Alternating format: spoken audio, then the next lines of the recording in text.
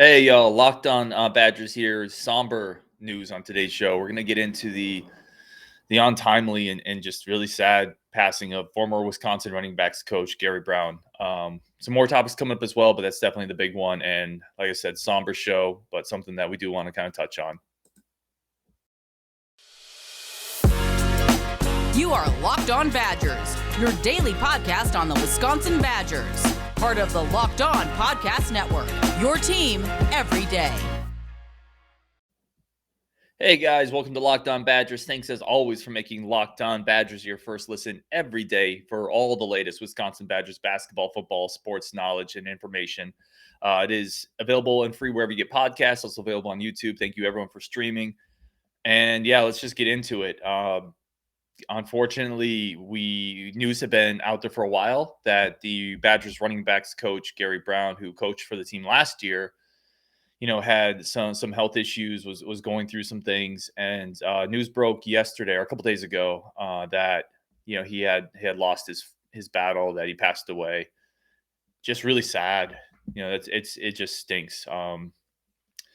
It stinks when anybody who, he's 52 years old. He has 3 kids and a wife, and it's just tragic, man, to hear that and to see that news come across, especially from a guy who, when you saw him on the sideline last year, he was so energetic. He was so full of life. And even on Twitter, when he first got to Wisconsin, like his Twitter posts, if people can remember, were incredible. Like just so fun and charismatic, and the people that knew him, that he coached, that coached with him, from the Cowboys to his time at with Penn State to his time at Wisconsin, the tributes have really been pouring in on Twitter. I think that's a reflection probably of the type of person he was, and the esteem people held him in. Braylon Allen put something out there.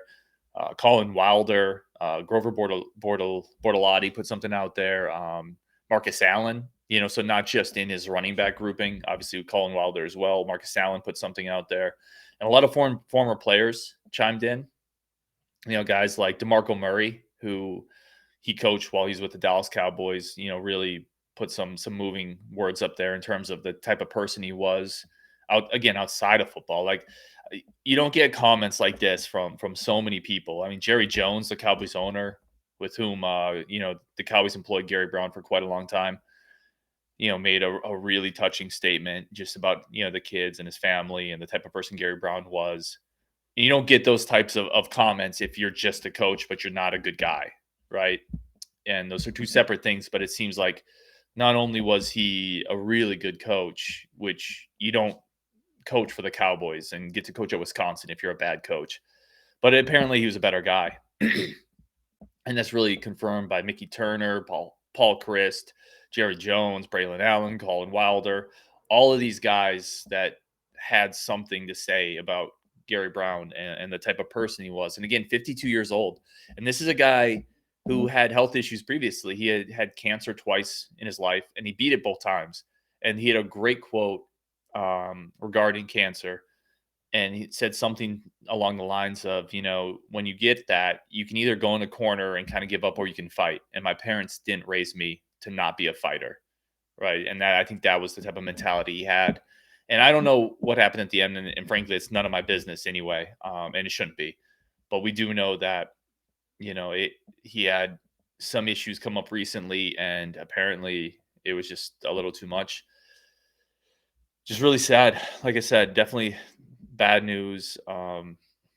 We knew he was going through some issues, and obviously Al Johnson came in as a new running backs coach, so we knew the issues were enough to kind of move Gary Brown into an area where he just had to focus on his health. And then even knowing that, I was caught off guard by seeing the news break on Twitter. It's really young, man. Really, really young. And apparently, like I said, just a really good human being, and a guy who had a lot of influence on a lot of people that he coached. And at the end of the day, that's all you can do, right? Is have influence on the people around you. Try to live a good life and leave a lasting impression and a lasting mark, and give some of yourself to the people that are younger than you, and give some of yourself to the people that are around you. And it seems in those metrics, Coach Brown did more than you could ask. Yeah, just very sad, very, very sad. And a guy who's really been around football his whole life, and again, someone who's probably impacted more people than he ever realized, having coached for a long time. And a lot of those people, I think, will take those lessons that he gave them and go from there. And it's also just kind of a stark reminder to everybody. We all at times probably take some things for granted. The people around you, the people in your circle. Make sure you're appreciative of that, and do the best we can do to be grateful for the days that we have, because it's numbered for everybody, and eventually everyone's number comes up. So yeah, unfortunately, like I said, a really somber news, a tough way to start the show, and there's no good transition from here, nor should there be. There's no, this news stinks, and nobody wanted it. We do have some football items coming up that we really do want to talk about. I'm excited to talk about, but again, there's no good transition from this news to that. So coming up, we are going to talk about the Wisconsin official recruiting channel announced some preferred walk-ons coming into this 2022 class. They'd already signed, but they're officially announced, and some guys that I'm really excited about. Some guys that I think are absolute steals as walk-ons. So I do want to get into that, and then we're going to talk a little bit about some of the walk-ons on this year's team that are going to make a mark in the win and loss column, and just get into that Wisconsin walk-on pipeline a little bit. All that's coming up later on the show. First, we want to talk about our first sponsor today. That is Built Bar. As always, Built Bar is one of our favorite sponsors of the show. It is instrumental, I would call it, in my nutritional fitness success. It's something you can throw in your backpack. It's 100% chocolate. It has, 17, 18, 20 grams of protein, very low sugar, and it's something that comes in a variety of flavors. What I've done, and my go-to, is I buy the variety pack. It comes with a bunch of different flavors, and you can just tear through them. And frankly, I haven't found a flavor I don't like. There's favorites I have. I like the banana cream pie. I love the coconut. I like cookies and cream. But there's also almond flavor. There's mint brownie. There's a cinnamony churro type flavor. So whatever you're looking for, they've got you covered, and they found a way to make these incredibly nutritional bars healthy, which is astounding to me because you can't find that anywhere else. And I'm not going to drop any names, but we know the names of the other health bars and protein bars out there that taste like you're eating cardboard. That's not Built Bar. You want something that you feel good about eating, your body enjoys, and you actually enjoy the process of consuming it. That is Built Bar. Go to Built.com, use promo code LOCK15, and you get 15% off your order. Promo code LOCK15 for 15% off your order at Built.com. All right, let's jump into this next segment. And again, there is no good transition coming from the Gary Brown news into this. And I don't want to make it seem like I'm trivializing it or not giving it the weight it deserves. It absolutely stinks. But we are going to move on with the rest of our show. So the Wisconsin official recruiting Twitter account, recruiting football Twitter account, they released kind of some of the preferred walk-ons for this class just over the last couple of days. They officially announced it. They have a really nice graphic up there that, is kind of these players in a video game type intro. And I got to be honest, guys, I love this walk-on class. This walk-on class is really good. And there's going to be a player or two that come out of this that are going to be winning players for the Wisconsin football team. And I believe that wholeheartedly. I want to get into a couple of the names that in particular I really like, people that I think we need to keep an eye out. Not this year, obviously, but 2, 3, 4 years down the road. I think there's a couple players here that are going to be, if not starters, big-time contributors. The first guy I want to talk about is Devin Magley out of DeForest High School. And when you watch him on film, and again, if you guys want to, you can go, if you Google any of these people and just Google their huddle film, which is HUDL, you can see some highlight packages that these kids have. It's a lot of fun just to see the players coming in. And Devin Magley's a guy. He's coming in as a safety. He's kind of got a nice build to him. He's tall enough. He plays corner in high school, and the ball skills are awesome with this kid. He is a read and anticipate player, excellent awareness, a ton of interceptions. And when he gets it, he's housing these things. And one of the things that really sticks out to me as a corner, is he's able to see the routes develop in a way. You can watch it on film, and he baits the quarterback a couple times in the film. You can tell he is sitting on that route, and he could blanket it. He could take it away right away, and the quarterback just won't throw it, but he gives it a beat. And then he almost baits that quarterback into it. There's a couple plays where he clearly does that, The ball skills are really impressive. Again, high pointing the football, going up, taking it away from the receiver, being in the right spot at the right time. I think all those skills, really translate into safety. It's that awareness, it's the ball skills, it's the anticipation, it's being able to read quarterbacks. He does that a lot on his high school film as a cornerback. And even though he may not have the pure elite athleticism, to play corner, to be on an island at the Big Ten level, at the Power Five level, I think a lot of those awareness skills, a lot of that anticipatory skill, the ability to make plays, to break on the ball, to read the quarterback and flow with the play as a defender, that all translates to safety perfectly. And if we're going to look at preferred walk-ons, because that's what we're talking about here. If we're going to look at PWOs that have a chance to maybe in a year or 2, 3 years make an impact, carve out a role, you got to kind of look at depth charts and where these players are slotting into, right? Safety is, we've talked about it. Safety is a shallow position.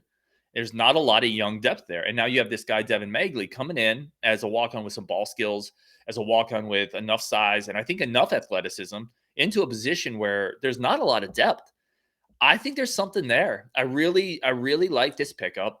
I think he's a guy that he may lack the top gear, right? I don't think he's a Natrell Jamerson, a Desmond Southward, who's on the back end running a 4.35. But again, there's very few of those dudes anyway. But I think he's probably a 4.5 guy, somewhere in that range, especially when he gets into the program. He gets some strength and conditioning a couple years down the road. That wouldn't shock me. And with his ability to read a play, to make a play on the ball, I like this pickup a lot. Devin Magley, I think, is a guy I would keep my eye on from a preferred walk-on standpoint. Okay, let's get into our next guy. And this is where I want to kind of talk about the prototype. When you think Wisconsin walk-on, what are we thinking? Usually it's a guy from Wisconsin, like within the state. Within the state, a guy that is a little overlooked, usually at a smaller school, maybe playing a bunch of different positions. Like, right, he's a quarterback, but he really isn't going to be a quarterback at college level.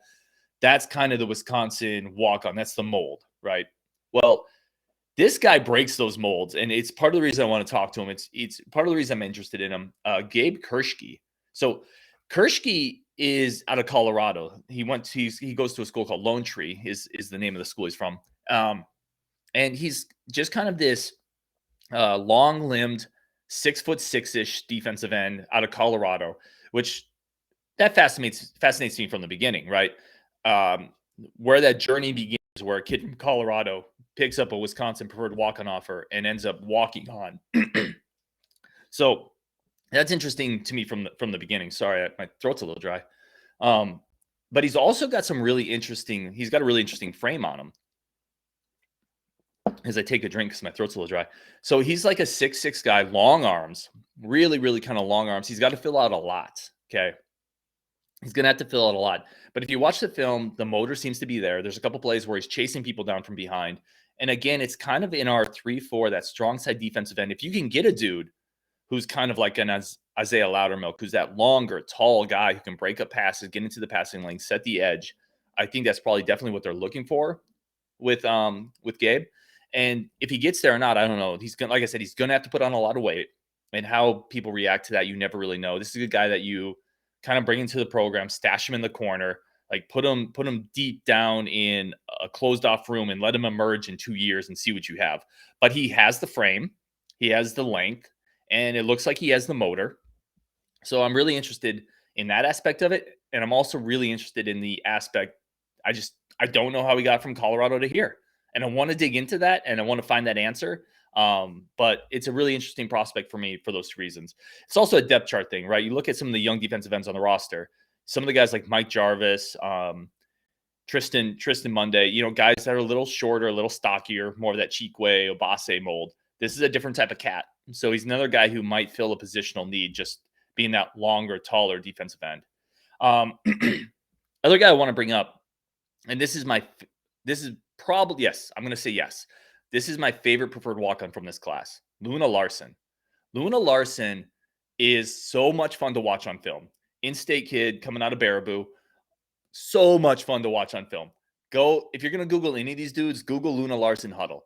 And he is just a wrecking ball. There's 2 guys in this preferred walk-on class I'm planting my flag on, saying these should be scholarship guys. And the fact that we're getting them as walk-ons are pure steals. This is one of them. Luna Larson should be a scholarship dude, and I think most years he would be.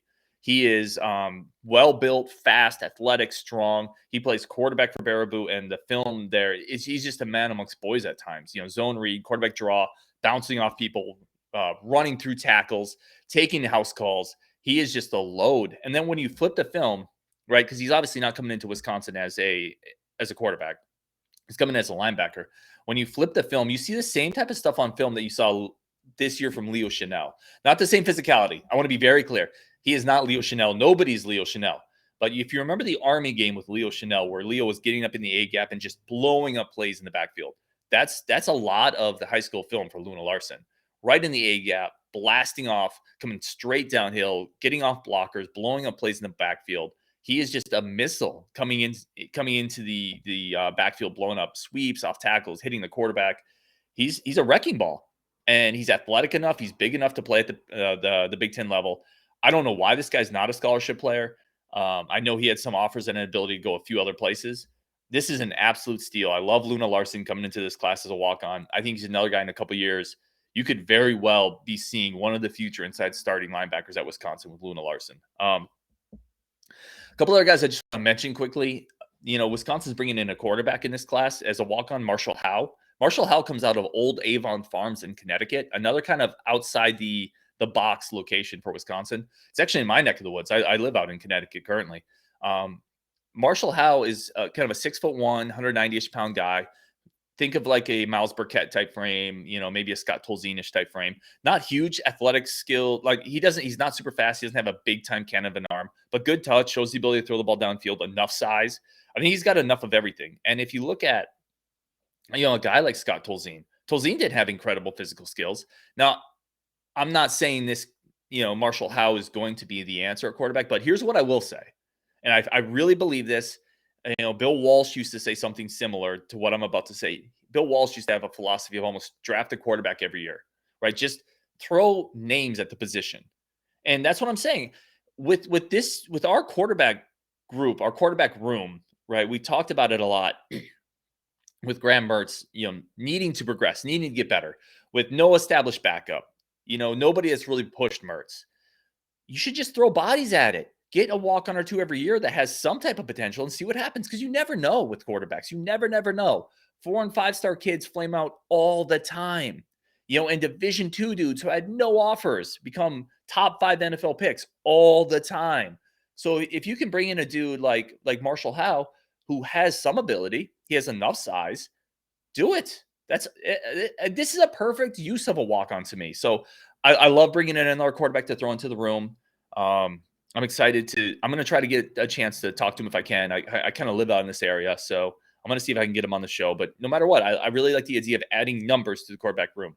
A couple other guys coming in. Charlie Jarvis is a defensive back, more of a safety out of Catholic Memorial in Heartland, Wisconsin.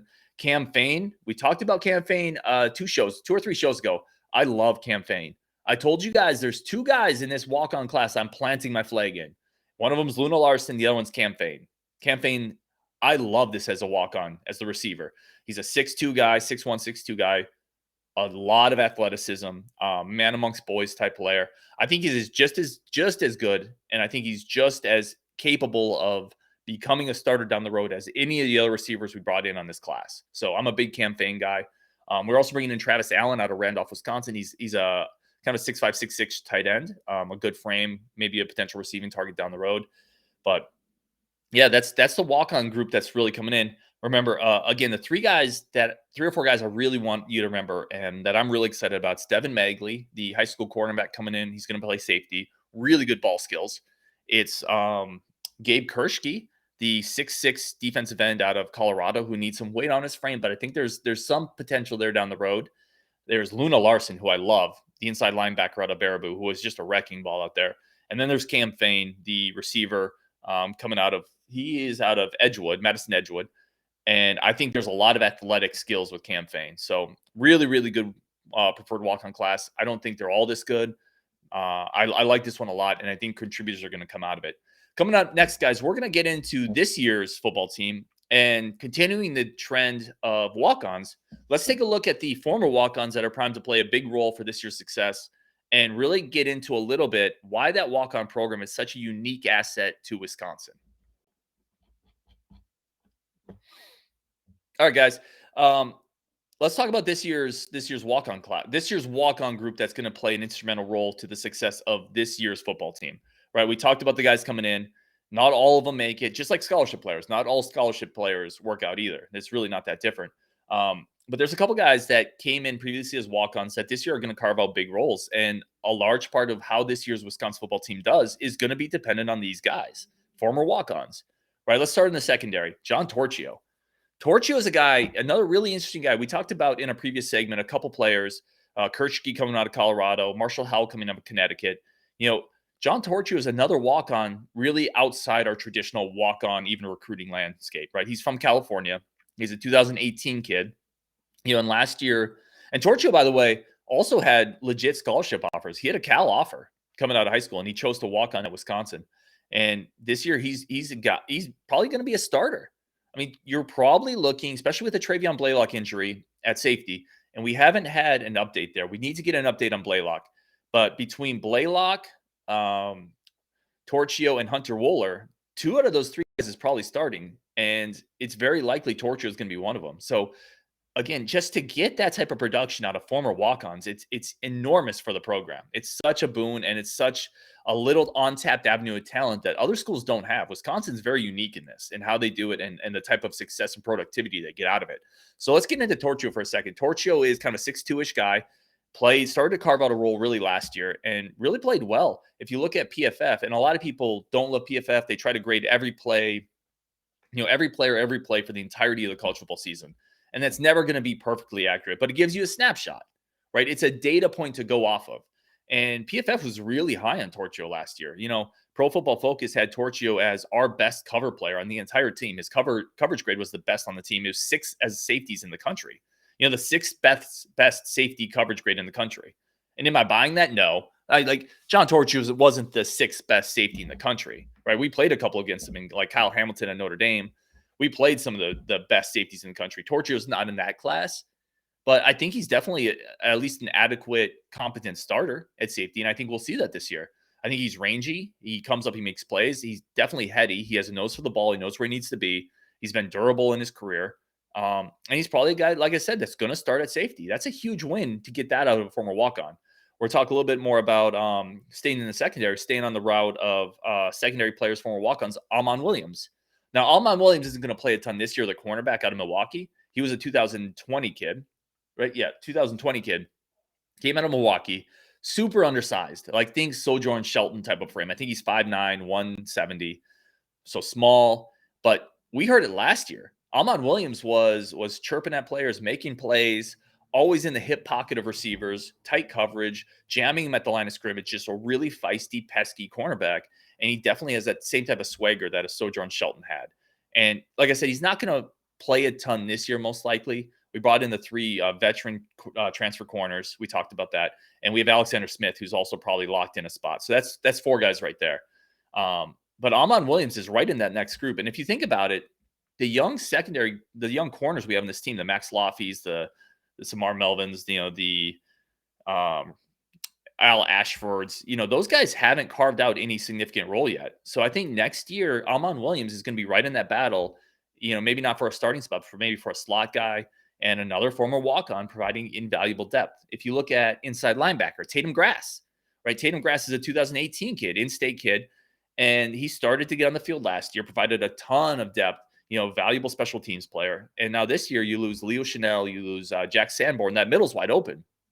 And a lot of people assumed this is going to be Jacob Turner, the athletic inside linebacker that really flashed at the end of last year. It's going to be Maema Najameta, a guy who had a lot of hype coming in. But what have we seen in the spring? We've seen Tatum Grass running with the ones. That's a big deal. And again, this could be another former walk-on that's starting for one of the best defenses in the country. At the very least, he's in the 2 deep, right? He's going to be one of your rotational depth players at an incredibly important position in this defense. So, yeah, that's another guy. And again, we keep talking about this. Other programs don't get this type of production out of walk-ons. It is a huge part of the Badgers' success on a football field. And I don't think people outside the footprint of Wisconsin really take that into account when they analyze this team and the success it's had and the reasons why. Let's jump over to the offensive side, right? So you have Jack Eschenbach, former tight end, or former walk-on playing tight end. And this is a guy where the tight end position in recent years has really been ravaged with injuries. We've talked about that. Tons of guys that are hurt. Eschenbach is a guy with a bigger frame. He's a guy that's more that receiving threat, and he's a guy the coaching staff has been trying to find roles for a while. And again, he provides something that guys like Hayden Rucci, some of the bigger frame tight ends don't as much. He's more that Jalen Franklin type that can get down the seam, can create some opportunities in the passing game, and I think the coaching staff is trying to find that role for him continually. Another former walk-on. Let's talk about Brady Shipper, right? Brady Shipper has carved out a role in this backfield for no other reason than he's one of the dudes that's been able to stay healthy, right? You look at Ches Malusi, Braylon Allen, Isaac Garendo, Julius Davis, all of these cats. And it stinks, but all of them have had injury problems. And Brady Shipper has been able to kind of stay healthy and carve out a little bit of a role as maybe the third down guy, maybe taking over for that mantle that Garrett Kroshek had, also a former walk-on. Last year he had 28 carries, 7 catches, 70 yards, has good hands out of the backfield, and definitely someone the coaching staff, again, really trusted. Another former walk-on and another guy who's going to probably play a pretty big role in this season's success. That's the thing, guys. Barry Alvarez used to talk about the walk-ons as erasers, right? Players that can come in and erase recruiting mistakes. You miss on a safety, but you have John Torchio, right? You miss on a running back, or a running back gets dismissed, which happened to us, but you have Brady Shipper, right? An offensive lineman falls through the cracks, but you have Josh Seltzner from last year, who was a former walk-on. All these guys fill in these recruiting gaps. And I think I touched on it earlier. I think what people miss when they're looking at this program from a national standpoint, right? Wisconsin has been as consistent as just about any program in the country. The ceiling hasn't been as high. We know that. But consistently turning out good to really good teams, very few programs are in Wisconsin's class.